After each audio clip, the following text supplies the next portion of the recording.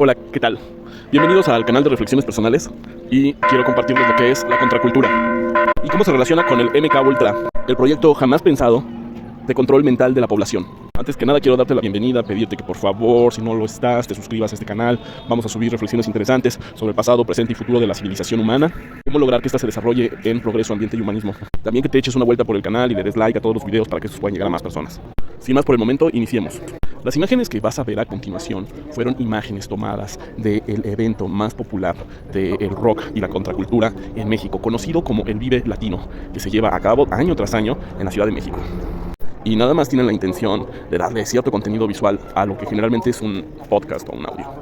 Por otro lado, te agradezco la presencia de este canal. Bueno, quiero comentarles que por allá del 2004 me invitaron a tomar una clase del movimiento larouchista, un movimiento del político, economista y filósofo norteamericano Lyndon LaRouche. El tema que se iba a tocar es el de la contracultura y cómo ésta se ligaba a la Escuela de Frankfurt y a un proyecto ultra secreto que se le conoce como el MK Ultra. Debo decir que este tema me sacó de onda durante muchos días, al encontrarme con la posibilidad de que hubiese una forma, una manera, en la publicidad, en la música y en muchas cosas que consumimos, de orientar en contra de nuestra voluntad, nuestra mente y nuestra conciencia, para que cierto grupo muy reducido de personas pudiera tener soberanía sobre nosotros, o inclusive quitarnos nuestro albedrío, e incluso nosotros generar un consenso sobre cosas que no nos convienen a nosotros mismos, y percepciones del mundo que son falsas y que no son reales. La historia comienza más o menos por ahí de los 50s, en los que se estaba librando una cruenta guerra en lo que es Corea. Corea quería convertirse en un país comunista. Corea era un país sumamente pobre. Dicho sea de paso, en Corea no tiene minerales, no tiene recursos naturales que puedan ser explotados, de los cuales los coreanos puedan beneficiarse, como el oro, como otros, plata, petróleo, etc. No obstante, Estados Unidos vio que era importante conservar presencia militar en la región e inclusive a apoyar a Corea del Sur a no dejarse vencer por Corea del Norte. Los ejércitos de Kim Il-jung poco a poco se apoderaban de toda Corea. Y Estados Unidos intervino militarmente y se veía obligado a enviar más y más soldados a la península de Corea. Más o menos como pasó en la película de Forrest Gump, por el amigo militar de Forrest Gump que tenía amputadas las piernas. Estos militares regresaban de nuevo a los Estados Unidos, decepcionados de la guerra. Y no solo eso, se convertían en genuinos activistas en contra de la guerra. Incluso muchos no dudaban en afiliarse al Partido Comunista de los Estados Unidos. No ocultaban que tenían simpatías comunistas. Cuando los comunistas coreanos en guerra capturaban a los norteamericanos, los llevaban a unas prisiones. Y en esas prisiones los platicaban con ellos y les hablaban de cómo era su lucha, de por qué se habían ido a luchar, de qué era la ideología socialista, de por qué ellos eran socialistas y comunistas, cuáles eran sus ideales, qué era lo que defendían. Y luego finalmente en los intercambios de prisioneros, pues ellos eran liberados. Estos rehenes, soldados norteamericanos, eran tomados como rehenes para intercambiarlos por prisioneros norcoreanos comunistas. Ellos regresaban en su país absolutamente convencidos de estas ideas, de que el futuro de la humanidad estaba ligado a esta colectivización de los medios masivos de producción y la lucha contra la burguesía. El caso había tomado tal importancia que la cúpula militar de los Estados Unidos había pedido que se hiciera una investigación de qué era lo que había pasado con sus efectivos en aquellas tierras de la península de Corea. La mejor conclusión que se les pudo ocurrir es que habían sido sometidos a un brainwashing, es decir, a un lavado de cerebro. Desde luego la idea del brainwashing o lavado de cerebro espantó muchísimo a la cúpula militar, porque se sentían que podían estar ante un arma de guerra que ellos no poseían de su enemigo. Y decidieron entonces emprender el programa más ambicioso de investigación científica sobre el cerebro humano y la mente. El programa trasciende hasta nuestros días como el MK Ultra, Mind Control Ultra. Más o menos sería la idea, pero era entendido por su nombre en clave como MK Ultra. Entonces, de manera secreta y clandestina, fueron instalados en diferentes puntos de Estados Unidos centros de concentración y estudio de la mente humana. De repente, alguna cantidad de civiles con una vida normal ya no regresaban a su casa. Eran secuestrados en secreto y llevados a estos centros de adiestramiento y estudio e investigación del pensamiento. Eran sometidos a electroshocks, al consumo de drogas, a terapias de hipnosis y diferentes tratamientos que se podían hacer con la mente humana. E incluso sometidos a el consumo de sustancias psicotrópicas de fabricación o de diseño. Se llegó a acercarse a lo que es el suero de la verdad, una sustancia que podía hacer que los presos confesaran sus crímenes sin darse cuenta de que lo estaban haciendo, e incluso el desarrollo a sustancias similares al ácido lisérgico, mejor conocido como el LSD. Todas las investigaciones eran secretas, y todos los seres humanos que fueron utilizados como conejillos de India lo hicieron en contra de su voluntad. Pasados los días, los años o los meses, estos reaparecían en completa orfandad, en condiciones de vulnerabilidad y de calle, como sujetos que deambulaban por las ciudades, sin explicación alguna de qué es lo que les había pasado. Les habían borrado absolutamente la memoria. Y eran vueltos a readoptar por sus familias como absolutos discapacitados mentales. Incluso, varios de los estudiantes de psicología que se sometían como voluntarios terminaban en tales lamentables situaciones. Por otro lado, en ese entonces, la juventud estaba pasando por una oleada revolucionaria de la conciencia. La juventud norteamericana de los Estados Unidos que asistían a las universidades públicas y privadas hacían una explosión en conciencia, en pensamiento y en actos para unirse a todos los movimientos de liberación humana posible. El Socialist Workers' Party empezó a tener un gran crecimiento entre los estudiantes e intelectuales radicalizados jóvenes de la sociedad norteamericana, así como el Communist Party of USA, el Partido Comunista de los Estados Unidos, y demás organizaciones radicales, como por ejemplo, por citar alguna, las Panteras Negras. Los jóvenes negros eran susceptibles a la radicalización porque ellos vivían doble o triple opresión. Eran oprimidos por ser negros, eran explotados por ser trabajadores, y si eran mujeres, tenían una triple opresión por ser mujeres, por lo cual la radicalización en ellos no se hacía esperar. Se unían inmediatamente a estos grupos. También había muchos artistas que eran muy famosos por su música de protesta, sus letras, que clamaban por mayor libertad e igualdad de los seres humanos, como Joan Baez. Los jóvenes blancos, rubios, anglosajones apoyaban en verdaderas marchas multitudinarias el movimiento de igualdad de derechos de los negros, algo absolutamente conmovedor. También fue la época de las grandes movilizaciones que logró hacer uno de los intelectuales negros más importantes que ha dado la sociedad norteamericana, el doctor Martin Luther King, uno de los grandes próceres del movimiento de las libertades civiles y democráticas y de los derechos de los negros. Es de recordar que incluso unos años antes, Detroit había sufrido una gran oleada de huelgas y movilizaciones por parte de los Teamsters, que de ahí se habían formado grandes movimientos radicales, partidos radicales. Porque la radicalidad en ese momento era considerado todo lo relacionado con el comunismo. No había crítica más radical que se pudiera hacer a la civilización y al capitalismo norteamericano que la socialista, basada en el pensamiento de Marx, Engels y Lenin. De aquel 1917 en el que se apareció Vladimir Ilich Lenin en su famoso tren blindado, dice el historiador H. Carr, a 1959 ya un tercio de la humanidad militaba en las ideas de las que se hablaba en el manifiesto del Partido Comunista. Un tercio de la humanidad se decía seguidora de las ideas de Carlos Marx y Federico Engels. Obviamente esto era algo que asustaba a los sectores más conservadores de la cúpula militar.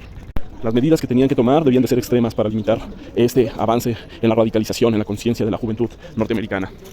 Entonces, todos estos años de experiencia militar con experimentos sobre la mente humana debían de tener una canalización masiva, certera, sobre toda la juventud, que ayudara a frenar estas movilizaciones.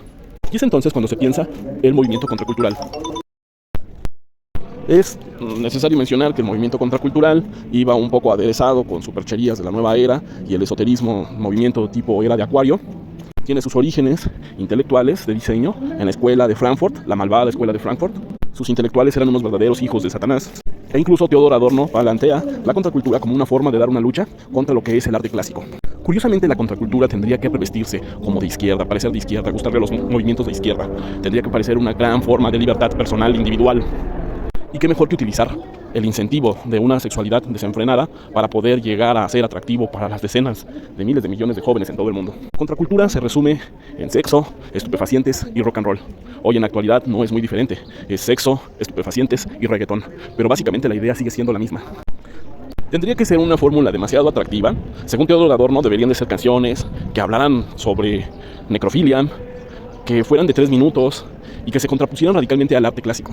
Una de las características de la música del arte clásico es que es una música que está hecha para pensar y reflexionar. Incluso no simplemente pensar, sino llevar tus pensamientos hacia ideas trascendentes, ideas de cambio personal e ideas de cambio social, ideas en el orden de lo bueno, lo bello y lo verdadero. La revolución del arte clásico debiera ser una clase completa que debiéramos de tomar. No es casualidad que todos los grandes científicos de nuestra época fueran amantes de la música. Por ejemplo, Albert Einstein de su Stradivarius o su violín.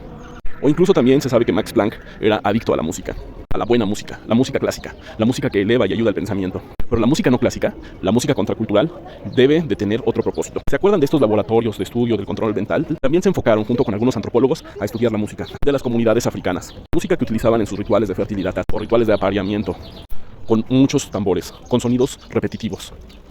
Percusiones y percusiones con notas repetitivas y repetitivas. De alguna manera era música que excitaba al sexo y a la fecundidad y reproducción. Música que se reproducía en los carnavales. Se hacía analogía de los movimientos religiosos de las bacanales, donde se adoraba o se hacía pleitesía al dios Baco. o al dios Pan, que era el dios de los griegos, un señor rojo con piernas de cabra y una colita con una punta. Algunas veces se le representaba con una flauta y unos cuernitos. Su idea hacia los placeres carnales era muy vinculada a lo que podría ser el chamuco en la religión cristiana. Un cliché de una representación gráfica de un diablo, pues este era el dios Baco. Y estas bacanales, que se daban en épocas de fertilidad, debían de ser copiadas con analogía a los tiempos modernos.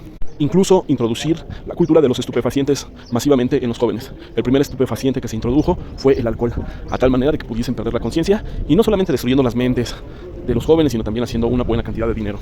El cannabis era pensado como una sustancia todavía prohibida que se puede utilizar para introducir a las personas al mundo de las drogas duras.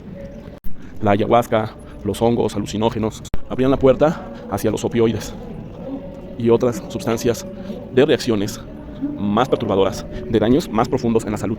Los grandes productores de las casas musicales que llevaron a muchos jóvenes a la cumbre del estrellato, al parecer, cometían un ritual en donde los sacrificaban a los 27 años. No es casualidad que muchos de estos grandes actores, cantantes, músicos, eran sacados de combate a los 27 años en supuestos accidentes o suicidios.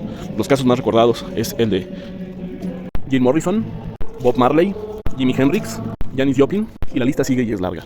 Toda esta operación intelectual se debía de llevar a cabo con un fuerte golpeteo a la Iglesia Católica, que podría ser el principal opositor. Esta tendría que quedar desacreditada a los ojos de las demás personas, haciendo unos cuantos escándalos y magnificándolos al 1000% en todos los medios de la prensa. Dicho sea de paso, la pequeña parte de la población que controla los medios de comunicación es la misma pequeña parte de la población que controla el entretenimiento, la energía, producción de alimentos, la farmacéutica, la producción de armas y pertrechamiento militar. Es una expresión del capital financiero que creció y se apoderó de industrias productivas como otro frente más de su acumulación de capital. Dicho sea de paso, de esa época hasta nuestros días, ese vaivén frenético de acumulación de capital en esas pocas manos no ha parado. Incluso se ha agudizado, se ha recrudecido esa brecha entre ricos y pobres. Pero cuando digo ricos, son ricos, parte de los dueños de los 500 monopolios a escala internacional.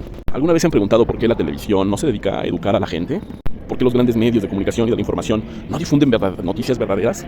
¿Por qué hunden a la población en una espiral de noticias pesimistas sobre la seguridad, sobre la guerra, pesimismo cultural sobre el ser humano, sobre los jóvenes, nuestro proyecto de civilización? Porque exactamente ese es el estado mental en el que se quiere dirigir a la población, a un estado de pesimismo y de nihilismo absoluto. La contracultura y la escuela de Frankfurt se parecen en su raíz filosófica. Nihilismo radical posmoderno. El nihilismo fue una filosofía que no cree en nada, que no defiende nada, que no lucha por nada. Se cree que uno de los nihilistas acabados y más grandes en la historia es Friedrich Nietzsche, Schopenhauer, ligado a esto a un movimiento cultural romanticista, como el que encabezó el músico Wagner y otra cantidad de músicos y escritores. La escuela de Frankfurt metió en una licuadora el pensamiento de Carlos Marx, Friedrich Nietzsche y la psicología sexualista de Freud, creando un seductor movimiento de libertad sexual, pesimismo absoluto y radicalidad marxiana, que no va a ningún lado, que no va a ninguna parte, que no construye nada, que no propone nada, que duda de todo. Y si algo, en lo primero en lo que hay que dudar y destruir es lo que ya está consolidado. Llamaron a la vieja a destruir los viejos valores culturales de la sociedad occidental, que nos habían legado de estabilidad, que preservaron la prosperidad económica durante siglos. Hoy eran cuestionados como lo peor que le hubiese pasado al ser humano.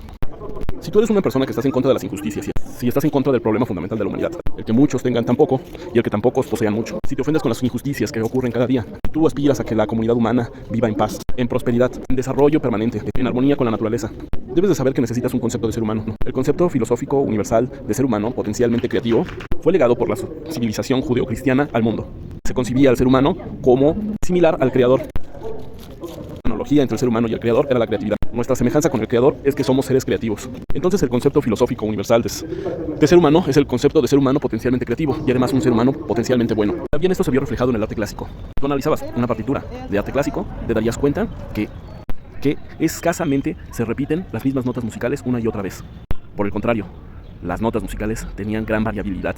Incluso no podrían ser interpretadas matemáticamente. Donde había una repetición matemática, era una forma de ritmo, pero donde había un fuerte rompimiento incapaz de ser interpretado o comprendido por las matemáticas, es ahí donde estaba la creatividad, es ahí donde estaba el sonido agradable de las partituras en el arte clásico.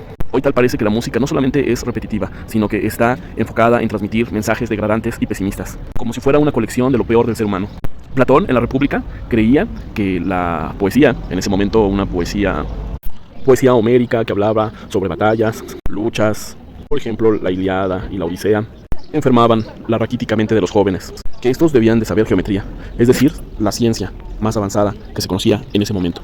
Inclusive en sus escuelas de filosofía tenían letreros que advertían que quien no supiera geometría no podía pasar. La lucha contra el movimiento clasicista en la música clásica tuvo expresiones dramáticas con tal de negar la tradición de Beethoven, Mozart, Bach. Surgió una nueva generación musical que pretendía ser una especie de música como para telenovelas, con la exaltación de los sentidos, los sentimientos, las pasiones humanas. Dejaba de lado los temas profundos, dejaba de lado la reflexión sobre temas trascendentes, actitudes trascendentes como la valentía, la reflexión, el honor, la solidaridad, el pensamiento en comunidad. Pero en la parte de historia musical me comprometo que más adelante traeremos a alguna persona más experta en estos temas. Casi como para ir cerrando, las conclusiones son las siguientes.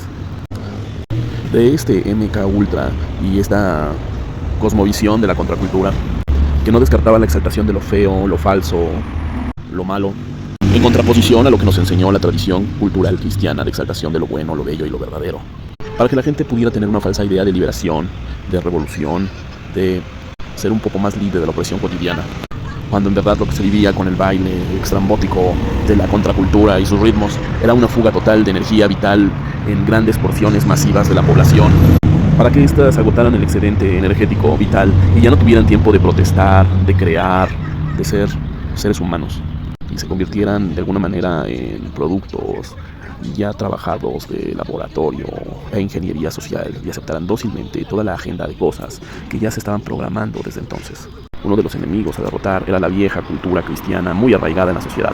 Había que desprestigiar por todos los medios a el cristianismo, específicamente a la Iglesia Católica, especialmente por medio de los gigantes de la información y la comunicación difundiendo escándalos, ya fueran falsos o reales, magnificándolos a los ojos de la población. Después, según los pasos que habría de seguir la imposición del eros en la civilización de Marcuse, el movimiento hippie jugaría en estos jóvenes de conciencia avanzada como una posibilidad de abrir su mente a todas las posibilidades, abrir su sexualidad a todas las posibilidades y personas. El movimiento hippie, que fue el primero en adoptar la bandera indígena norteamericana de los 7 colores, se convertiría en la puerta de entrada a lo que hoy es la ideología de género y la manipulación ideológica de la mujer hacia una tendencia socialmente agresiva, que es el lesbofeminismo. La criminalización de la heterosexualidad como valores patriarcales, arraigados y considerados arcaicos, e incluso la paulatina introyección en los jóvenes de la cultura de los videojuegos. Absolutamente todos los videojuegos están basados en estos estudios de control mental de MK Ultra. Es por eso que son tan adictivos, incluso en las personas adultas. ¿Qué decir de los niños y niñas? Incluso también una extensión de los videojuegos son las actuales redes sociales. Generalmente todos estos elementos electrónicos de la comunicación están basados en los viejos postulados conductistas de estímulo y respuesta, en base al premio y el castigo. Los premios son los puntos o la monetización que te pueden dar algunas plataformas, y los castigos es la desmonetización, las advertencias y los strikes que te manden. Las cosas que aquí estamos planteando son absolutamente verificables y puedes emprender tu propia búsqueda personal. De ninguna manera te estoy sugiriendo que me creas en absoluto. Es más, te pido que por favor no me creas y verifiques toda la información por ti mismo y la pongas aquí en la caja de los comentarios. Una cuestión muy grave del MK Ultra y su relación con la contracultura es la sobreexposición de las emociones humanas. La contracultura busca explotar las heridas del alma comercialmente, haciendo canciones, videos musicales, programas, audios, podcasts basados en la sobreexposición de las heridas del alma humana, que son el abandono, la traición, la humillación, el rechazo y la injusticia. Estos 5 sentimientos perpetúan un estado de baja energía en los seres humanos que aseguran su derrota y completa esclavitud total.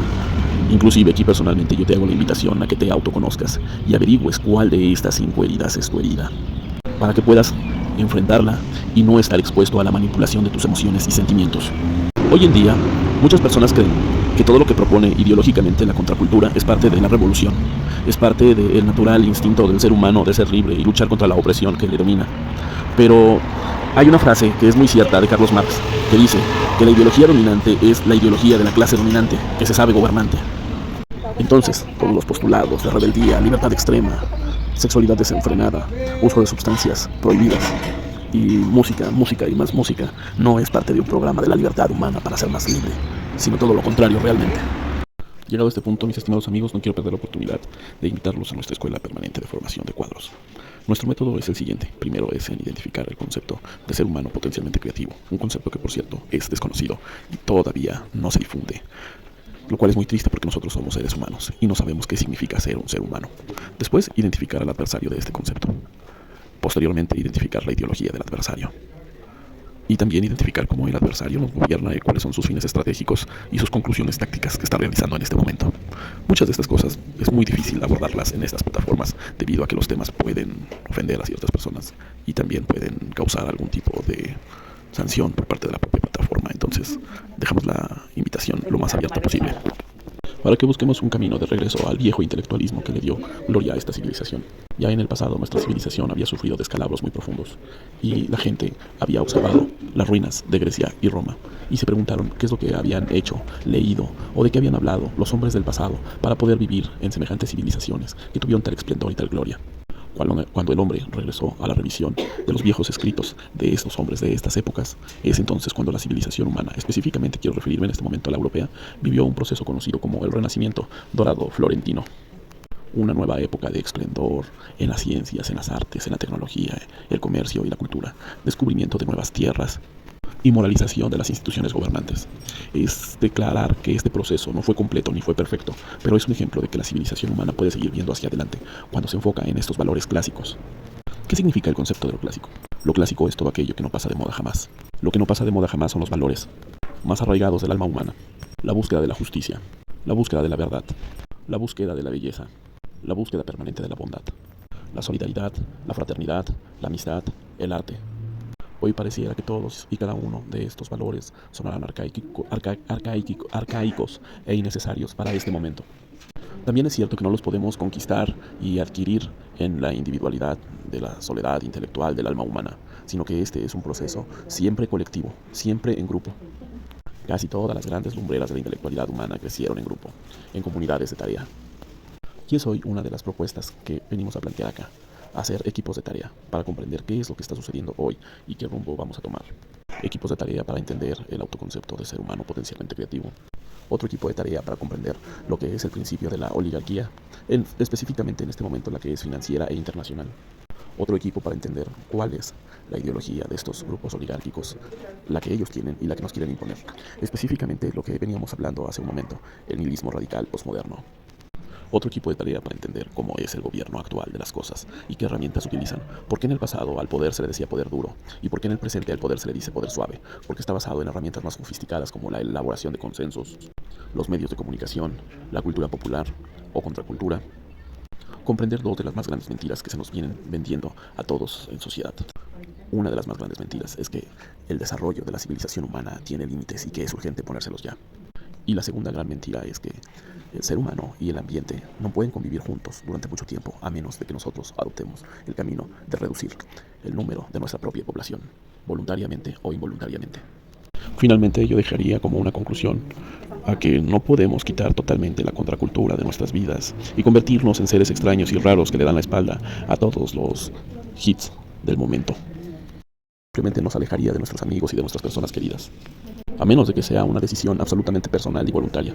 Pero la conclusión más importante que yo le lanzaría a las personas más jóvenes sobre todo, es la de abrir sus mentes, la de abrir más las puertas de su percepción. Y esto incluye al abrirse al arte clásico. Y por arte clásico no solamente debemos entender la música clásica, sino también la literatura clásica, el conocer más sobre la escultura, la arquitectura, la pintura y todas las bellas artes. Y bueno, si bien no vamos a hacer definitivamente de lado la contracultura de nuestras vidas, lo que sí podemos hacer es abrirnos un poco más nuestra mente, nuestro corazón, para todas las expresiones, valores y propuestas que tenía la cultura clásica, y entender por qué la cultura clásica está en contraposición con la actual contracultura que vivimos todos los días en todos los gigantes de los medios de comunicación, desinformación y el entretenimiento, mal entretenimiento. Y hagamos una valoración de que si todo esto nos está haciendo bien en lo personal o como civilización humana, de que si todo esto nos está ayudando a crecer o nos está ayudando a estancarnos más y más, para que podamos hacer por nosotros mismos una crítica y compartirla con las personas cercanas con las que convivimos día a día. Bueno, ya solamente me resta despedirme en su servidor y amigo de este canal de reflexiones personales y pedirles que por favor le den un like a todas las publicaciones y le den compartir, le den me gusta y se suscriban y todas esas cosas para que esto pueda seguir adelante. Pues por el momento leo todas, absolutamente todas las comunicaciones que me dejen en la caja de comentarios. Estoy al pendiente. Bueno, hasta pronto. Y gracias. Atentamente, Christopher Benítez.